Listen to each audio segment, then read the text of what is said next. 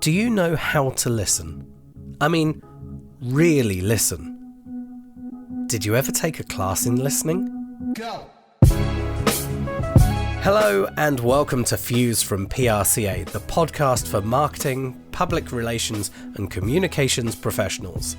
My name's Dan Gold, and on this episode, Patrick Melville of Melville Mental Solutions joins us to talk about mental health, listening and so much more. If this is your first time listening or watching Fuse, please take some time to check out our previous episodes where we touch on everything from the automobile industry to public relations in China. But before you go browsing, I would like to introduce Patrick Melville. Thank you so much for joining us here on Fuse. It's a delight to have you here. It's 2023. We have come to the other side of the pandemic. The world is a changed place. The challenges that we face are the same as we have always had, plus new ones. And we're in this situation where, a bit like this, part of work is remote. We don't have those connections that we had before, and part of it is still in person. Then there's concerns and stress around that came as a result of the pandemic, on top of normal life, whatever we call normal these days. It's a challenge. Firstly, thank you for joining us on the podcast, and secondly, what are your views as a professional over the last few years? How hopefully we've been kinder to each other and accepted change, or maybe got better with change? That's a really good point to start with. And thank you very much, Dan and PRCA for getting me on. Change is a funny word. It's a big word. We don't actually really like change because we like keeping where we are. We have that continuity, that control, that certainty, and of course that forecast that we know what to expect. We don't really like change, especially when it's not under our control. And that lockdown was a very good demonstration of that. Some people actually enjoyed being stuck at home. Some people actually really hated it. And everyone had their own experience. Everyone had to change. My thoughts are that, and as you said, there's such big changes, they'll never go back to normal. And that's the challenge that we all have, to find that balance, to be able to understand what changes can we accept, what changes can we adapt to, and of course, how can we manage those? So, for example, I could still give my workshops online. I gave them to organizations all over the globe, and of course all over England as well, because people, if anything, had more time to be able to manage a change. In fact, there was less change for them in a workspace when they were working. And of course, in the PR industry, there's always a news story to talk about, isn't there? I hope that sort of gives a little status that change is okay, but sometimes we just don't have that natural sort of embrace of change. It's quite normal. From your perspective, just looking at change and the challenges that we face on a day-to-day basis, the dynamics of our relationships have been altered, and how we interact with each other through the different dynamics of the workplaces and expectations have also changed. In your experience, the pressure that we experience, that we feel when expectations, again, go through that period of change, but maybe from a managerial perspective or from a communicating with a client perspective, what are the challenges or the opportunities that we have to get things back on track, to really make a statement that this isn't working for me as a human being, or identifying that there's a problem in the first place to be able to then go, I need to do something, or something needs to be done? So one of the key words which has come up during lockdown and straight afterwards, and it's something that we all have, is because we're social animals, is relationships. There are always two ways. And of course, the challenges are based around these relationships. Expectations. One of the key things that I talk about is the power of sharing. Because if we don't, then our minds tend to try and translate it in our own way. So if I can mention my story, so I was diagnosed with terminal cancer, but it took me 3 weeks to actually get to that point. The symptoms had come into play, but I had to find ways to share this extreme sort of trauma I was having. And I realized being honest is the best way to get help. And I think that is also because it gets the relationship in. I'm being honest and I'm getting that help. So going back to this relationship between staff, line managers in a little group here, and then obviously everyone else in the company, it's about this honesty, driving this honesty, but 2 ways. So of course, it's asking that question. Some companies actually don't bring that question in. They wait.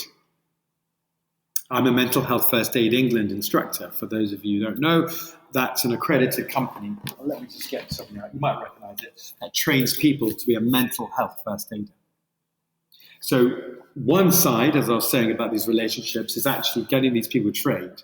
And they wait in their office. They are on their phone for any occasion where someone might report someone who's actually out of character and might need some mental guidance. But of course, they sit there. The other side is obviously the individual normalizing that phrase to be able to go and get that help. And I think that relationship is a key way to understand. But of course, that word trust comes into it. Who are you going to trust talking to? Companies that have that are the ones that are able to adapt quicker and help manage that change. So from that perspective, it becomes really interesting that there's got to be the trust, there's got to be the relationship, as you've said, but there's also got to be a sense that someone can self-identify that they are in that situation. But, you know, one of my old bosses, Joe, he said for years, it's PR, not ER. And he was, of course, right. But that didn't escape, or it didn't give any relief from the situation of working in public relations and communications and marketing. And when you're dealing with a big event or a big global whatever it is, or even a single thing for a client, and the expectations and the pressure that's put upon you, that you feel you do tend to internalize it. You don't want to show weakness, which is, in my mind, a toxic thing if you feel that you have to hide that. And where does it come in terms of education for corporations? We're getting better with diversity, equity, and inclusion, but are we really getting there in terms of looking at mental well-being for our colleagues? That's a very good point. One of the key learnings I'd like people to understand is the power of sharing. It's a big word. It's quite natural, just a bit of backwards education about our minds. Our minds are built on 2 sides. One is defensive, which is obviously where we get those feelings of negative conversations where we don't like change. And the other side is being pro-social, because we're social animals. Okay. Being defensive means that we don't want to share it. And if we don't share it, then our mind will try and translate what the hell is going on. What is the scenario? Why is it happening? And even harder is what the outcome will be. It doesn't know the thoughts of the other people. It doesn't know the situation. And it will have to assume something, which can lean on being defensive. That's why in some ways we don't like the idea of sharing it, because we're predicting what someone might do. So the word assumptions actually is can be quite misleading. When we share, we're putting our words out there. It can articulate the situation. Again, this is why PR and events like that are so strong, because they articulate what a client is trying to do. It's articulating what the issue is. And when you articulate it, you can actually hear yourself. And you realize that actually things might not be as bad as I can, or even better, in this multi-million-pound business of life coaches. I don't know if you've interviewed life coaches. Life coaches have got a good job. They're not actually the ones who give answers. What they're doing is they're getting the person, a bit like myself now, to talk. To find, the goal is for a life coach is to get their clients to find out their own answers. So they just sit there, encouraging the relevant ways. So that's why sharing is such a good way. Of course, you need to create boundaries, but sharing is a really good starter to do that. In company, where can that be? And that's obviously, we can follow up, but I think that's a good start. The goal is to get people to share. When it comes to the fear, because inevitably, when we acknowledge something, there can be a fear of what am I going to do, or what's it going to be like, or, will it really make any difference? Will my colleagues in this high pressure environment look at me differently? Will they treat me differently? Will I not, once something's identified, will I not be able to be on my game because I'm then holding myself back compared to my colleagues who are just going to go for it? Tell me about the upside, because after people get to that stage of identifying that there's something that can be worked on, improved, and help can be sought, there is that upside, the benefit, the health side of it. Exactly. So I love that point of fear. There are two sides. One, is it okay to have fear? Yes, it is. That's the way we're built. It goes back to our defensive and proactive. So fear is about protecting ourselves, alerting ourselves of what might be around us. And of course, it's actually a good thing to have. But of course, if we focus too much on it, then that can deviate us from what the actual situation is happening. So the goal is to learn from fear. Why are you feeling like that? Is there something that you can change? Is there something that you should investigate with someone else? Perhaps it's your team. What is the fear to have? Again, we're social, we work together. There's a lovely story about Neanderthals and Homo sapiens and how we evolved at the same time. Neanderthals were smarter, bigger, and stronger, so we didn't really have a chance. What we learned quicker through our minds was about socializing, taking that fear together and taking on these Neanderthals. So 1 to 7 of us in a group would be pushed away, if not killed.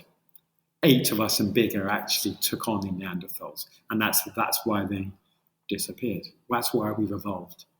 So I hope that makes sense in terms of fear is okay. It's how you manage it. And learn from it. Learn from it, because if you ignore it, then it becomes a negative thought, and it becomes a worry that maybe isn't existing. It can overtake other things. It's focusing on it. And if anything, it can help us to learn. Like making a mistake. You learn from the mistakes. And let's face it, if we draw a parallel, let's say that men aren't exactly the greatest at going to the doctor when there's a lump or when there's an issue, when they know there's something happening and it's put it out of your mind, it'll disappear, it'll go. And I can't speak for women because, that's not necessarily my personal experience. But from my perspective, have there been moments in my life where I've gone, oh, there's a thing and I really should get to it. And then it nags and eats away at me, and it emotionally has that impact that just keeps dragging you down. And it's how do you get out of that cycle? And you've said really clearly about the trust and the relationship, and then the seeking help. From a perspective of what you do with organizations, how do you help organizations, give them a steer on how to help their people? Well, it's a classic marketing brief. My background was 15 years before I went into mental health practice, was actually about that conversation. And it's in mental health and well-being terminology, it's called active listening. When I had multi-million pounds to spend, I was very popular. And it was a global budget for a global client. And the best sellers are the ones who actively listened. When in PR, the best seller, the best idea providers are the ones who actively listen. They make sure it's part of a marketing skill to show that they understand their client. Not the salespeople who came to me and gave a 55-slide presentation. and then didn't actually really understand what my brief was because they thought they had to. Their priorities were different. Does that make sense? We've all been there, haven't we? Conversations, and you realize, I'm not going down the right path. So what I'm saying is active listening is a really strong skill. But I have to ask you, Dan, were you ever taught at school how to listen? Oh, absolutely not. There was never any focus on listening and thinking and consideration. None of, it was the 80s. I'm not blaming the 80s, but it wasn't only shell suits that had a problem back in the 80s and the early 90s. Exactly. So one of the key things to learn is to accept. And again, it's that power showing, look, I've never been taught to listen. I need some training. We're taught to speak. We're taught to write. We're taught to read. We're never taught how to listen. Yet we use it. Out of all those four communication methods, we use it 42% of our time. So listening is a really good starter point to demonstrate to your colleagues that you want to help them, that you're interested. And it develops that relationship again. Of course, as a conversation. And finding that trusted person, if you've got the issue, or you just want to share, don't have your assumptions here, you want to share it. Finding someone who's a good listener is a really good thing. And I know companies do that, and that's what I set up with organizations who, help the good listeners, train managers to be good listeners. They're not going to cure, they're not going to sort out the problem necessarily, but it's very cathartic to be listeners, like a life coach. So I'm intrigued. I'm listening to this very podcast, and I'm sat there going, okay, I want to find out what pathways there are for making my organization better, or empowering my colleagues, or the first aid program that you were speaking of. For all of this information, give us a steer on where we can go for information to really help people. Yes. So there'll be lots of charities where you can go. And it depends, again, it's kind of active listening to the company. Where are you on this process? Some companies I can't even spell the word mental health. There is something I would like to ask you. And this is for everyone, actually. So don't worry. Actually, I won't put you on the spot. But the point is, this is for listeners. Do you think that mental health, the phrase, is a neutral statement, positive statement, or negative statement? Have a think about it. And I know if you want to go for it, Dan, please do. It's funny because we did some work a number of years ago when I was back in London, and we were talking about the balance in public relations sense of when we're talking about general health, it's health. When we're talking about mental health, there are perception difficulties. But when we talk about mental wellness, the perception it came across as a more positive thing because you're talking of mental wellness, where health itself is a good thing, but it's the perception of the different phrases. So exactly, and I think that's also the heart of PR. It's about the words, and it's the translation of those words. And of course, the industry is focused to translate it in a relevant way for a relevant client through a relevant channel. But of course, on the answer to that question, the phrase is a neutral statement. You're either healthy or you're ill. Positive, negative. Now, you Google those words, you get different ones for mental health. You'll get images of people crying. That's not correct, but that's the way Google works, isn't it? They just have images. Of course, with physical health, you get the opposite. People are really strong, happy, and enjoy a bit of stress because they're sort of building their muscles. The idea is that so the reason I asked you that question is that's a very starter question. Companies are like, okay, cool. So now we can use it a bit more. We can have different frames of reference. We can have different words. Then companies, of course, are already set up with this well-being culture. How can they evolve? And where I come in is that I'm a case of just listening to them. This is like taking a brief. This is what the PR industry is about, isn't it? What are your challenges? And we'll give you some solutions to do it. There are organizations like Mind, a very popular charity, which is a way to learn about mental health. They have online tools. There'll be other ones as well as Mental Health First Aid England, which is one of the sources. But it's about building the company culture, really bringing it to the fore. I would even challenge you, your listeners, your viewers, can you bring it into a meeting with a client? That is the goal. I think that should be the goal. Maybe 2025. But the idea is, say, we live in a stressful business. PR is one of the 10 most stressful industries in the country. Fact. So you say it to a client who, might work not in PR, but be like, they might work in pharmaceuticals or in retail. But what you're doing is you're saying to them, we're stressed, as in it's a stressful industry, but we've got the setup to manage working with clients. From pitching to events, post-event analysis, all those things up and down, the fakeness that sometimes people have to do, the kind of briefing they have to do, all those kind of things on a daily basis. But as I say, that would be I would challenge some companies to say, well, we accept it. We've got people in set to build a program. So I'd love to say there's one or two ways people should look into, but it's understanding what the phrase means to the company. Getting people social as well. And of course, I would be very happy to follow up with that and to do some more, again, research, do some more conversations. Because like we're social, we're talking, Dan, aren't we?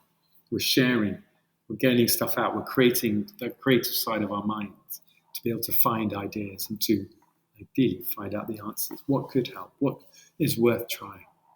From what you've observed, have you seen that certain groups are warmer to the idea of seeking help, or the way that they engaged in the sense of there's less resistance, or by the time that they start speaking to you, are they already in that pathway of going, well, we've already had all those discussions?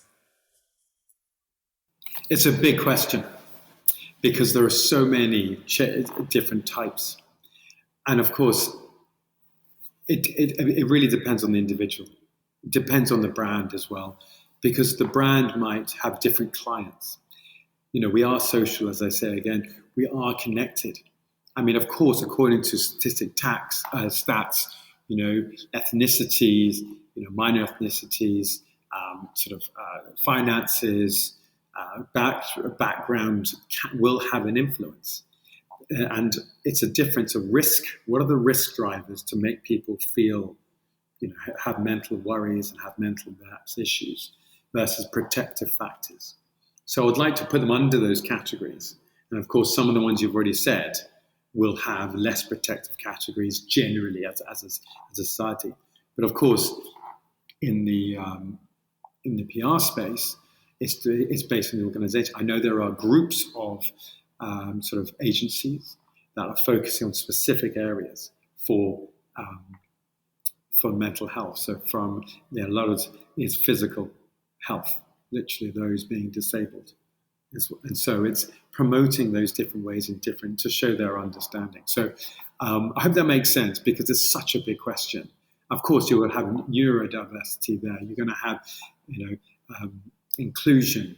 But the key thing is, I'll flip it, is when this comes to a scenario where a company wants to look at what they're doing, there are some factors that can be relevant for everyone.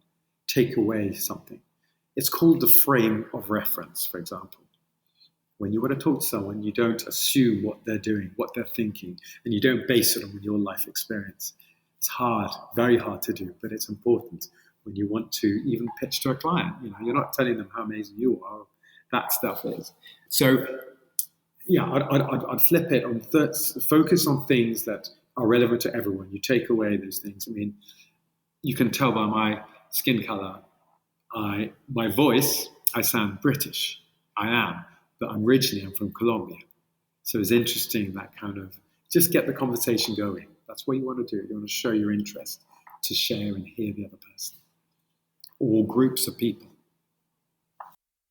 Patrick, this is truly fascinating, and I'm hoping that we can catch up again in some other way. And, I know that there are other things happening with you and PRCA, so I'm very excited to hear about that as that moves forwards and see all that happening. Patrick, if people wanted to find out more information about you and what you do specifically, where could they go? Thank you. So my website is a very good place to start. It is www.melville, MELVILLE -solutions.com. So that's where you'll see my testimonials. I've done work in different sides of PR, marketing, and of course my story as well. I'm happy to talk about it.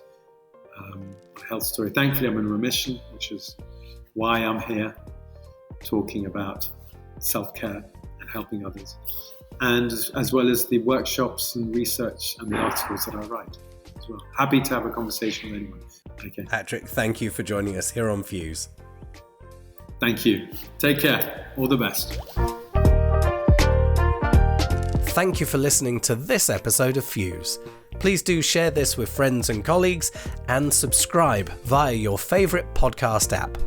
To watch these episodes in full, visit the PRCA's YouTube channel or visit prca.org.uk/Fuse.